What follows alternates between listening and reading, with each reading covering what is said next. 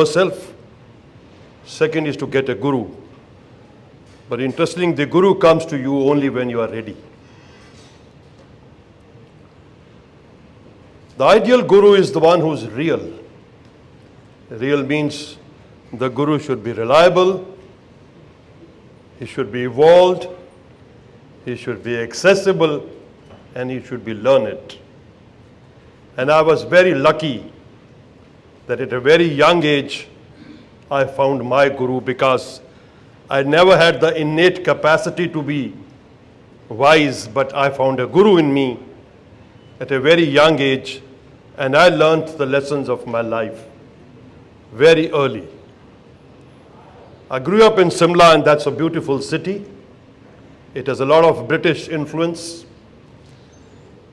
The railway line was laid by the British, and when I was studying in Simla was possibly the only city in the country where every evening you had the choice of watching 3 English movies. So we could watch 3 English movies any day. So my college used to finish at 5, and I had the choice of watching 3 English movies. Unfortunately, my parents were not control freaks. They let me do what I wanted to do. So I met my guru in Simla, and that's my guru, Hollywood. I watched movies left, right, and center, and contrary to what you people believe or made to believe, movies are not for entertainment. It's a fantastic movie produced in 1991 called The Grand Canyon, which is a movie about a story of relations, interactions, getting together, where this is the punchline. That's a part of the problem. You haven't seen all movies. Most of life's questions are answered in the movies. And that's what I have lived and I have felt, and I'm going to share with you. Interesting thing in life is we talk of resolutions which never work. Suppose you decided, I want to lose 10 kilos in 1 month. It's never going to work. It's never going to work because it has no point. If you decide that I am not going to eat dessert after dinner, that's going to work. So it's micro resolutions in life which work. You say, I want to be honest in life. Everybody says honest. It has no meaning. Honesty means next time when I go to a conference and there are pens lying there, I'll only pick up 1 pen. Doctors have a fixation for collecting caps, bags, pens, which never work. So that's how life moves. The first lesson I learned in my life was from this movie, Harry Potter and the Chamber of Secrets. This book was written in 1998. Movie came in 2002, and at that time, it was the 5th highest earning movie ever produced in Hollywood. My first lesson is that it's our choices that show what we truly are, not our abilities. If you think, Rohit Sharma has more strokes than Virat Kohli has. He's a more gifted player, but his choices are poor. He doesn't know what to execute one. So it's not your abilities, it's our choices. This is a patient of acute pancreatitis. The severe acute pancreatitis, you can see gas in the pancreas. This patient is very sick. You do a necrosectomy in the patient, you may be the world's greatest surgeon. You will push this patient to an organ system failure. So it's not your skills, it's your decisions that determine what you are. So the first message is that there are no answers in life, there are only choices. The mistake we make as human beings, as surgeons, is that we want to get an answer to every question in life. Some questions do not have answers, accept that. Mistake is you assume a wrong answer, and that spoils everything. The problem is not ignorance, it is the illusion of knowledge which destroys most of us. So the first knowledge is try to learn to make proper decisions, and your decisions are based on your capacity to think. The second message is based on one of the best movies I've ever seen in my life. It's called 12 Angry Men. How many people in the audience have seen this movie? Those who have not seen, God will not excuse you. You are guilty and you should be ashamed. This is a movie produced in 1957 by Sidney Lumet. It is one of the greatest understanding of human mind, conflict, controversy. It's a black and white movie shot in one room, 12 people discussing a problem, and what a brilliant sentence used by Henry Fonda, that whenever you run into it, prejudice always obscures the truth. And that's the biggest problem with us, because we have what is called as a confirmation bias. We seek, interpret, filter, research information that suits our beliefs. We do not want to listen to another point of view. Somebody who does laparoscopy only searches internet for information on laparoscopy, not for the other side. So confirmation bias is one of the biggest obstacles to medical personnel. I'll tell you a true story. A 67-year-old diabetic patient has coronary artery disease, has 2 stents, antiplatelet drugs, had passed some blood in stools, and proctoscopy showed grade 2 hemorrhoids. Next operation was a hemorrhoidectomy, because that's what we always do. In the post-op period, he bled again, and the operating surgeon said it is because of the antiplatelet drugs, because he's bleeding. Problem with life is that doubt is uncomfortable state, but certainty is ridiculous. When you're so sure of yourself, you'll end up into problems. Do you know, in the US, one of the leading cause of medical suits, some will agree, is for wrong management of rectal bleeding. Elderly patient who is bleeding in rectum, something else might be happening, but we never have a mind to it. So sigmoidoscopy was done. There was a growth found at 15 centimeters. Biopsy came as adenocarcinoma. CT scan showed no metastasis. The plan was a laparoscopic anterior section by the operating surgeon. Since he had a bad heart, he was referred to a hospital. It's a big catch in this. We did a colonoscopy. There was a second tumor on the right side. That's how we make mistakes. The problem with us is we assume the obvious to be true. The most dangerous word in medicine is obvious. The obscure will eventually show it is the obvious which causes problems. Never believe the obvious. That's another mistake we make in life. So this is the second lesson of life, that many of us believe that we are thinking, but actually we are rearranging prejudices in our mind. The mark of an educated man is to entertain another man's opinion as also an opinion. But unfortunately, we are shut. We believe that my point of view is the only point of view which is correct. That's why we do not learn anything. The third lesson is one of my favorite movies. It's from a movie called Karate Kid. In this movie, Jaden Smith, who's a 12-year-old boy, comes to Beijing, where the school children beat him up, and he meets Mr. Han, who's Jackie Chan, who treats him for martial arts. It's not about treating about martial arts, it's training your mind. So Jackie Chan tells him, what a powerful sentence, your focus needs more focus. The biggest problem with most of us is we do not focus. Half of you sitting in this hall right now thinking something else. That's the tragedy of our life. We do not live in the power of now. We need to learn to focus. Look at this patient, underwent a laparoscopic cholecystectomy, had external biliary fistula, cholangiogram done, right duct seen, left duct seen. We don't know what's wrong. Everything is normal. But that's not true. What is happening is this patient has a right posterior sectoral duct which is separate. Because you do not focus. You really do not have a mind to put. You want to see what is there. You have lost the power of focus. In years to come, there'll be only 2 kinds of people in the world. Those who can concentrate and those who cannot concentrate. You see people in meetings talking to you every 2 minutes, they check on their cell phone. What is it you are doing? You don't have a nuclear policy to decide. Some stupid messages you're trying to check which have no relevance. Because we do not learn to concentrate. This is such a powerful Zen saying that when drinking tea, just drink tea. Be where you are, and your focus will ultimately determine your reality. One of the biggest problems of surgical complications is there's a surgeon whose attention span is 45 minutes. You make him do a surgery for 3 hours, he's going to goof it up.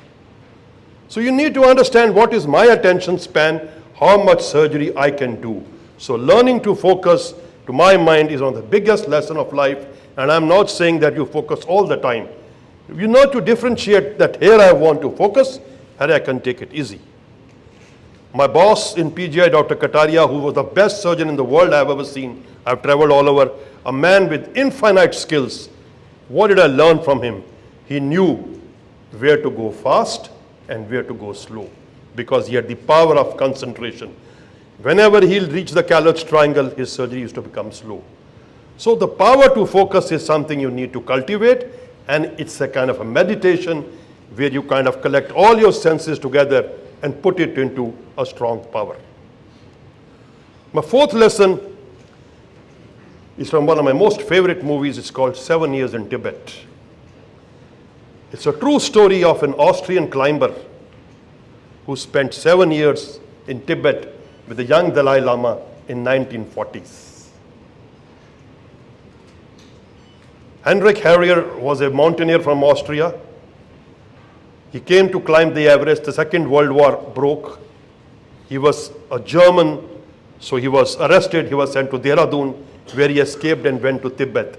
Dalai Lama was a young boy, and he spent time with Dalai Lama. And look at this powerful statement with one of Dalai Lama's minister tells Heinrich Harrier that the biggest difference between our civilization and your civilization is we emphasize get rid of your ego. One of the biggest obstacles with surgeons and physicians is our ego. Our ego does not let us believe anything. And 3 common cognitive biases which we have: illusion of control, that my anastomosis never leaks. If I say it is appendicitis, it's appendicitis, because we have an unrealistic perception that I control events. I am God. There are 3 kinds of surgeons. One is CMG, second is KCMG, third is GMG. CMG is call me God. KCMG is kindly call me God. GMG is God calls me God. Please don't get into the GMG complex. So long as you're CMG, it's all right. Then we have an illusion of explanatory depth. We believe we know everything. I don't want to offend you. 95% of us do not know in an intestinal anastomosis what is the contribution of serosa, submucosal layer, and mucosa. An anastomosis we do day in and day out. I can bet 95% surgeons do not know what is the contribution of that. Because we have the illusion, we believe we understand things, and we are hardwired for optimism. We believe everything will go well.